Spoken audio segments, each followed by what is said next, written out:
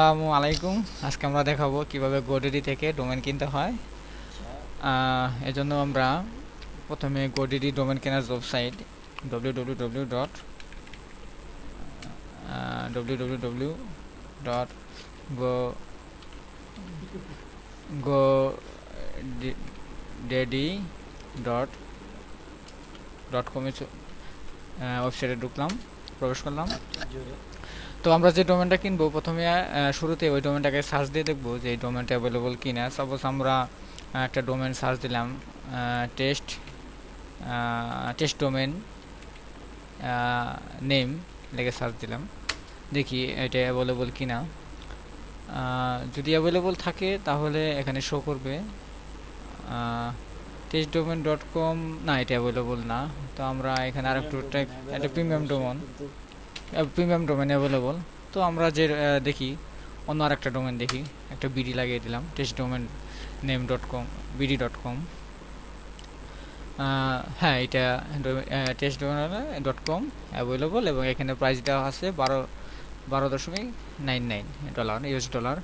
তো যদি আমরা এই ডট কম ডোমেন কিনি তাহলে প্রথমে ওই ডট কম ডোমেনের বাম দিকে আছে সিলেক্ট অপশন। আমরা যদি অন্য অন্য অপশনও কিনি, clubs dot co dot com বা যারা ইউএসএ থাকে এরা ডট ইউএসএও কিনতে পারেন অনেক চিপ প্রাইসে।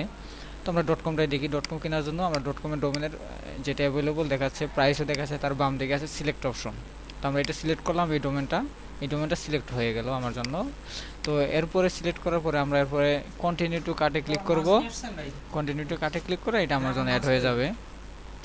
তো এখানে কিছু ইনফরমেশন আছে যে প্রোটেক্ট মাই পার্সোনাল ইনফরমেশন। এটার প্রয়োজন নাই, এটা আপনার ডোমেন কেনার পরে আপনার ইনফরমেশন প্রোটেক্ট করবে।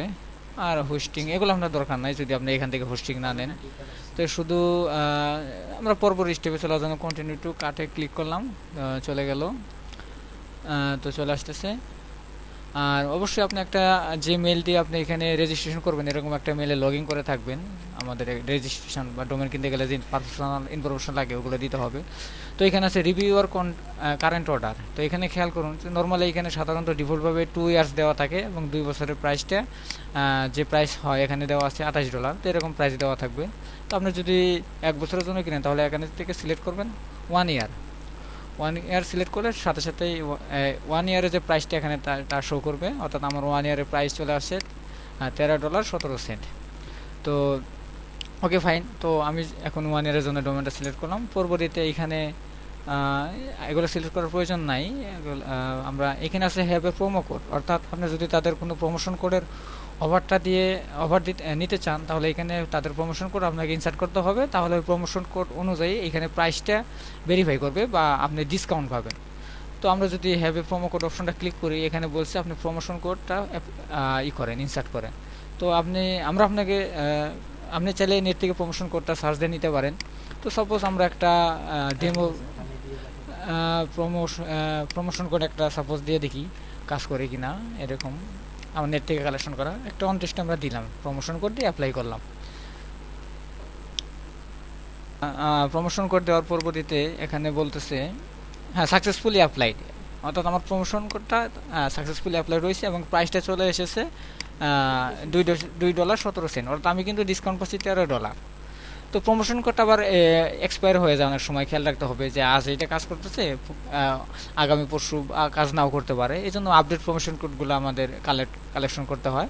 তো যদি এর পরবর্তী স্টেপটা আমরা যেহেতু ডিসকাউন্ট পেলাম, তো আমরা পরবর্তীতে আমরা সিলেক্ট করব প্রসিড টু চেক আউট এখানে। অর্থাৎ আমরা এখন চেক আউট করবো, আমাদের পেমেন্ট আমরা দিয়ে দিব। প্রসিড টু চেক আউট করার পরে এখানে দুইটা অপশন আছে, আপনাকে নিউ কাস্টমার আর এক্সিস্টিং বা পুরনো কাস্টমার। যদি আপনি এক্সিস্টিং কাস্টমার হয়ে থাকেন তাহলে এইখানে ইউজার নেম পাসওয়ার্ড দিয়ে আপনি লগ ইন করবেন। আর যদি সাপোজ নিউ কাস্টমার হয়ে থাকেন তাহলে এখানে কন্টিনিউ ক্লিক করবেন as a new customer. Continue select করার পর এখানে আপনার বিভিন্ন ডিটেলস দেওয়ার জন্য যে হ্যাঁ এখানে আসবে। তো এখানে আপনি আপনার ফার্স্ট নেম সাপোজ লিখলাম নূর, লাস্ট নেম আমি নিজের নামে করতেছি আলম। তারপর আপনি কোম্পানির নাম, এটা অপশনাল, এটা চাইলেও দিতে পারেন। তারপর আপনি যে ইমেল আইডি দিয়ে এইটা রেজিস্ট্রেশন করবেন ওই ইমেল আইডি বসাবেন। সাপোজ আমি আমার ইমেল আইডি দিলাম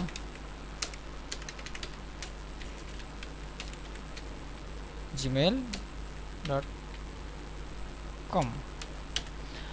তারপরে এখানে আপনি যে দেশ থেকে কিনবেন ওই দেশটা সিলেক্ট করবেন অবশ্যই। আমি এখানে সাপোজ বাংলাদেশ সিলেক্ট করলাম, সরি। এখান থেকে আমি বাংলাদেশ সিলেক্ট করে দিলাম। তাহলে এখানে আপনার অ্যাড্রেস দিবেন, অ্যাড্রেসটা একটা এবং এটা সম্ভব হলে আপনার ভোটার আইডি বা ন্যাশনাল আইডি বা আপনার ভ্যালিড যে অ্যাড্রেস আছে এটাই দিতে পারেন। অনেক সময় ডকুমেন্ট তারা শো করতে বলে অ্যাড্রেস ভেরিফিকেশনের জন্য, এটা খুব বেশি হয় না কিন্তু হতে পারে, এই জন্য আপনি ভ্যালিড অ্যাড্রেসটা দেওয়াই বুদ্ধিমানের কাজ। তো সাপোজ আমি আমার অ্যাড্রেসটা দিলাম।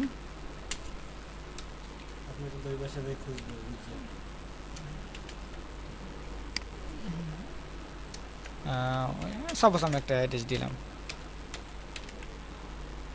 এটা দেওয়ার প্রয়োজন নাই। তারপর এখানে জিপ কোড, এইটা জিপ কোড আপনি দিতে পারেন। এখানে আপনি যে সিটিটা আছে এই সিটিটা দেখবেন। এখানে স্টেট প্রোভাইড এটা দিতে পারেন, একটা স্টেট আপনি কোন এরিয়ায় আছেন, এটা আমি শিওর না এটা কি, আমি এটা টাকাও দিয়ে দেন অনেক সময়।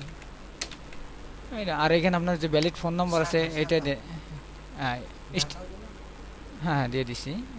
এখান থেকে আপনার ভ্যালিড বাংলাদেশ বাংলাদেশ বাংলাদেশ বাংলাদেশ কই,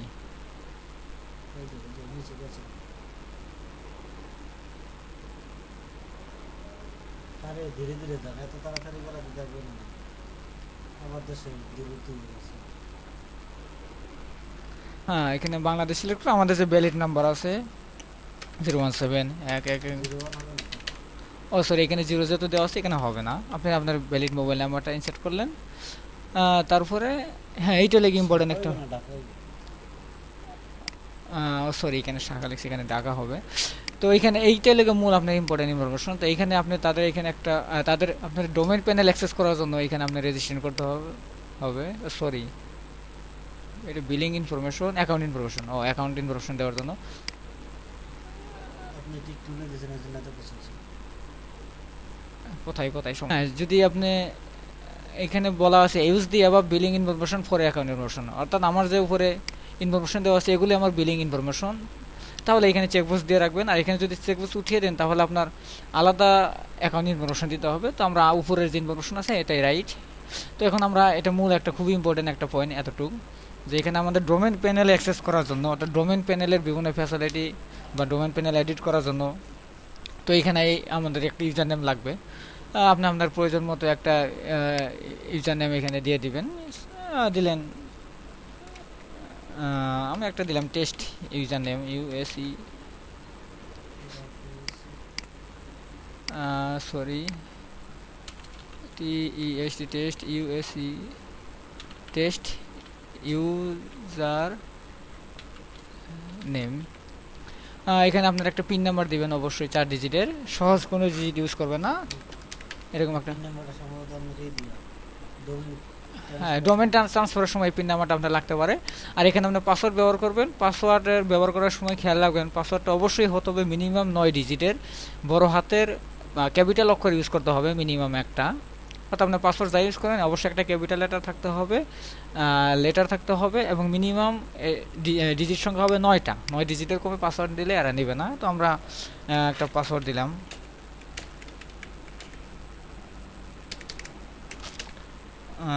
তো এরকম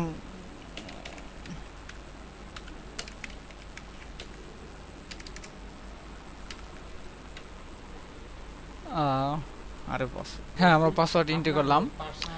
তার পরবর্তীতে আসতেছে এখানে আপনার পেমেন্ট দেওয়ার অপশন। তো আপনি যদি প্রমোশন কোড দিয়ে ডোমেইন কিনতে যান তাহলে এখানে পেমেন্ট দেওয়ার অপশন থাকে, শুধু আপনার ডেবিট কার্ড, ডেবিট ক্রেডিট বা প্রিপেড কার্ড দিয়ে পেমেন্ট দিতে হয়। আর নর্মালি আপনি ডোমেইন কিনলে আরও অপশন থাকতে পারে, আমি এটা শিওর না।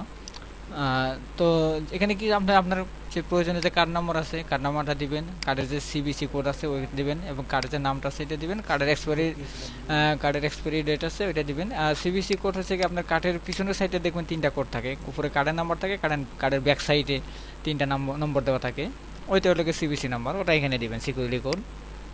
কার্ড নাম্বারটা এখানে, কার্ডের যে নেম আছে নামটা দিবেন, আর কার্ডের যে এক্সপায়ারি ডেট আছে এখানে দিবেন।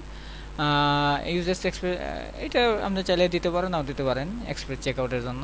তো এইগুলো ফিল করে আপনি এটা কন্টিনিউ ক্লিক করবেন। আর কন্টিনিউ ক্লিক করার পরে ওরা আপনাকে নিচে একটা ক্যাপচা প্রেস করতে বলে, ক্যাপচা এখানে একটা টেক্সট বক্স আসবে, ওইখানে কিছু লেখা থাকবে, ওইটা নিচ দিয়ে আপনি ক্লিক করে তো করবেন। তো ওইখানে টেক্সট বক্সে যা লিখতে বলবো ওইটা লিখে তারপরে ফিনিশ দিবে, তাহলে আপনার নিজের নামে ডোমেনটা হয়ে যাবে কেনা। তো ডোমেন কেনার পরবর্তীতে যা করতে হবে, ডোমেন কিনলে আপনার ইমেলে একটা মেল আসবে গোডিডি থেকে। তো ওই মেল যা আসবে ওইটা আপনাকে কী করতে হবে, ভেরিফাই করতে বলবে। তো আপনি যদি মেল থেকে ওই মেলটা ভেরিফাই না করেন, তাহলে এই গোডিডি ডোমেন প্যানেলে না পুরোপুরিভাবে অ্যাক্সেস করতে পারবেন না বা কাজ করতে পারবেন না। তো এখানে এরকম একটা মেল আসবে, সাপোজ যে আপনি to verify your email please press here, বা একটা আসবে, মেল আসবে, ওইখানে আপনি ভেরিফাই লেখা ক্লিক করলে বা মেলে যে অপশন একটা বাটন থাকবে প্রেস করার জন্য, ওইটা ক্লিক করলে ডোমেন আপনার নামে ভেরিফাই হয়ে যাবে। তখন আপনি ডোমেন প্যানেলে অ্যাক্সেস করে ডোমেনের অন্য অন্য ফিচারগুলো দেখতে পারবেন, এবং এখান থেকে আপনি আপনার হোস্টিং বা অন্য অন্য যা আছে আপনি অ্যাড করতে পারবেন। তো পরবর্তী টিউটোরিয়াল আমরা দেখাবো ডোমেন প্যানেল কেনার পরে কীভাবে ডোমেন প্যানেলে হোস্টিং অ্যাড করতে হয়। তো ততক্ষণ পর্যন্ত বিদায়, আল্লাহ হাফিজ।